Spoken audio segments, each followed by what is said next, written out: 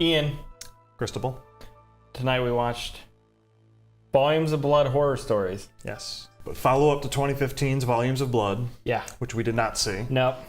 There's this thing in my closet. It's difficult for me to wrap my mind around this. You say there's a monster in your closet.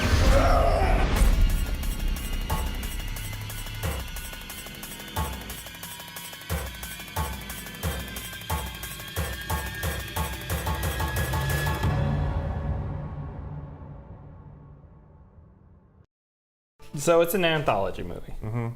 It says on the back of the box that it's 7 horror stories, which is questionable because it takes a little while before you sort of settle into that anthology setting where you're shown The a story. framing device doesn't even get introduced until after the first 2 stories. It was a little confusing. And the first 2 stories don't relate to the framing device or the other stories in any way.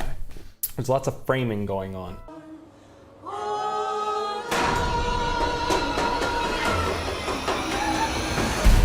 It's a little hard to follow. At first, it was confusing which direction they were going with things, because if it's just 7 random horror stories that have nothing to do with anything, that's cool. I'm fine with that. Or if you have a framing device that combines them all, more like a 4 rooms kind of a movie, that's great too.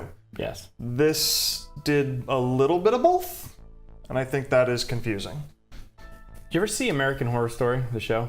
No. Did you ever see, season 1 is about a house where a bunch of people murdered and monsters and all that kind of shit. Okay. It's basically the exact same setting. Okay. But in that show, there's also like a overarching story of a new family moving in, and you start to like insert these other stories To other families that had been there before. right, kinda and like you this. learn the history of the house as the season goes on, and you learn, introduced to more characters and stuff like that. This, you're given no introduction to this house. At first, we thought we were just watching one of these, another little, like, horror story, right? And then after the next, the few, we learned, oh, this is actually the framing device. Yeah, so you have your first 2 stories, then you have the title screen and some light credits, then you get into the framing device, but it's not even clear yet at that point that that's what it is. Right. It kind of jumps to other times in the same house on different holidays. Don't forget the holidays, that's important. The holidays are very important. And then it becomes clear a couple of those in, like, oh, I see what's going on here. But the very first story, let's start at the beginning. Let's do it. Here, on camera. Yeah, baby. All right. Oh, yeah.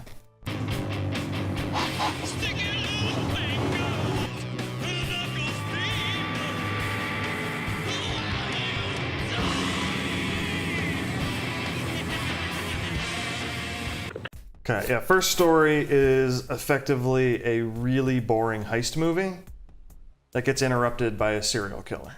Yes. It's a bunch of hillbillies robbing a hardware Like a contractor supply house. supply house. They're basically stealing like nuts Grabbing and copper. bolts and shit. So yeah, I don't know. This story didn't really grab me because I hated the characters. That dude, Yeah. I didn't know what he was saying. My brain couldn't process the shit this dude was saying. And the audio was pretty good. We've seen a lot of these low-budget horror movies where, Yes. like, people didn't know what they were doing with audio. It was basically just the pickup on the camera. This wasn't the case here. No, it was no. good. It was good. Decent enough. Not outstanding, but it was good audio. Yeah, it worked. I thought it was fine. I just think you can't The hear. production values in general for almost all of the stories were fine. Yeah. You had They were definitely some what you'd expect from a low-budget film. Yeah, you had some shaky cam issues, which was was the biggest problem. very distracting sometimes. Especially when they were like outside during daytime scenes, and it was just like this little shake, Yeah. and it was just so. All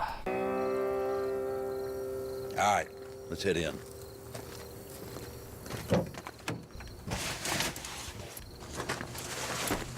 You got it, sweetheart? Now, suck my dick. But everything else was pretty good Yeah, in terms of the production value. some of the music was all right. Yeah. Some of the acting was all right. Yeah. Some of the gore was all right. Yeah. Some of the writing was. Yeah, just the confusion about whether these are random stories but versus even that- a structured movie. The stories, they shot a sequence. They didn't shoot a story. Yeah. I agree. I mean, it's a pair of scenes that might fit in a larger film, but it didn't really fit here, especially because it didn't tie into the structure of the other stories. Which would have made sense had what it played into been the framework for the whole movie. Meaning, you're watching this little show, this little Atticus Cross story, Atticus, whatever the fuck his guy's name is. Atticus Crow. Jesus Christ. And then it cuts to them, a bunch of people watching this as a movie in the theater, and two people like complaining about it. Yeah, making fun of it and talking about how bad of a movie it is. It was trying to be a little bit meta. So that kind of a fun idea. That would have been fine if they would have done that and then showed the credits, and then the framework for the whole thing would have been these people watching movies in this theater. Yeah, and these guys were belligerent about it. It was like 10 minutes in the film. They just start talking and using foul language. Other people in the theater are mad, throwing popcorn at them. Do you remember when me and you went and saw Dark Tower? I did. And then you shat on the poster as we were leaving? No. Maybe you should have. That movie sucked. That did suck. Sir?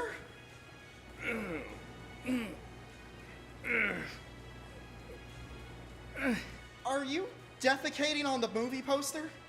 Nope. Just having my childhood raped.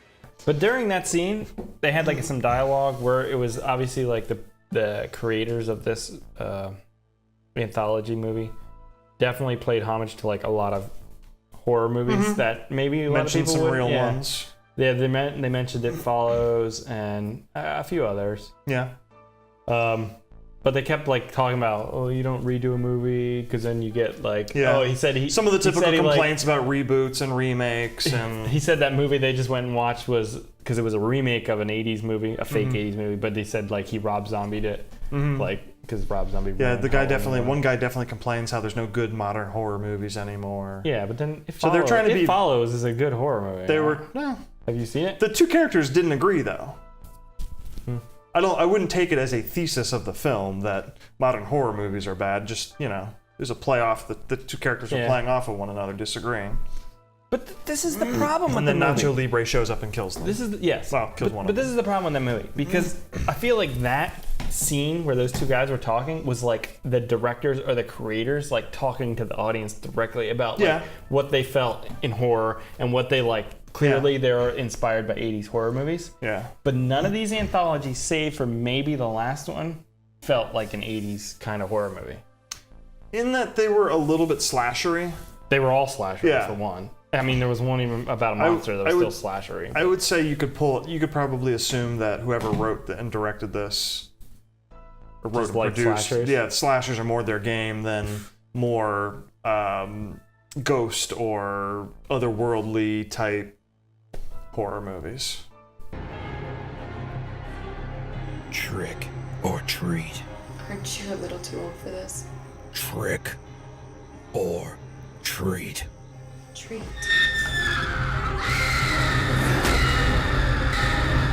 So the framework of the bones of the story was a couple going through a house with a real estate agent. And he was showing them the rooms, and as we get into particular rooms, there'd be something mildly creepy about it, and it would cut to, and all this walkthrough takes place on New Year's Day, and then it would cut to a story where ultimately it either starts in that room or maybe the action ends in that room that they had just visited on a different holiday. Worth mentioning that the real estate agent's kind of creepy. I thought he was alright. I'd buy a house. And they from have him. a weird confrontational thing between the real estate agent and the boyfriend or the husband or whatever. There's a lot of sexual tension. It's more like dick measuring like tension. between us. Well, no, it's different because we have true, loving, tender. And we did just tension. measure each other's dicks. Really? The cellar is the heart of this house. It's a perfect starting point. Yeah, shit rolls downhill.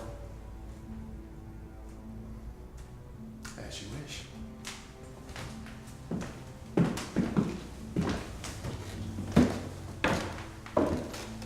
I don't know how you felt, but when like we were in there and something was happening, like the first time you're brought into this house, it says a date.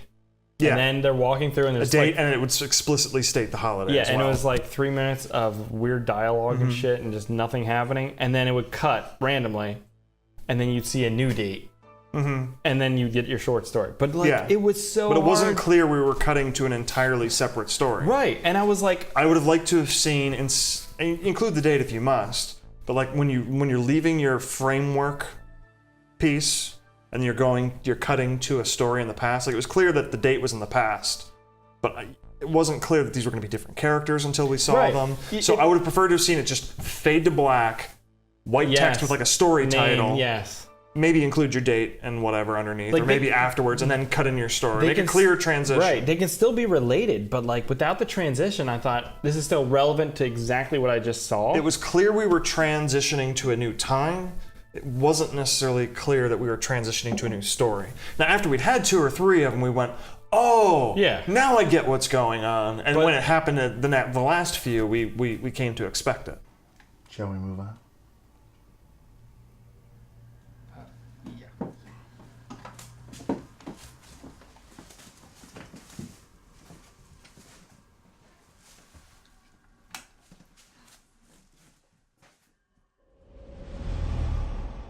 Don't be an asshole, Daniel. Look, I took you on as a favor to your father.